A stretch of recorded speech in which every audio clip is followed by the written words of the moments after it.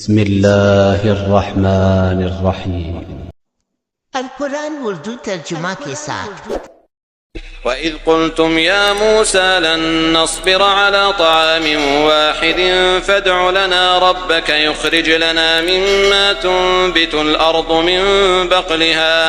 من بقلها وقثائها وفومها وعدسها وبصلها قال أتستبدلون الذي هو أدنى بالذي هو خير اهبطوا مصرا فإن لكم ما سألتم وضربت عليهم الذلة والمسكنة وباءوا بغضب من الله ذلك بأنهم كانوا يكفرون بآيات الله ويقتلون النبيين بغير الحق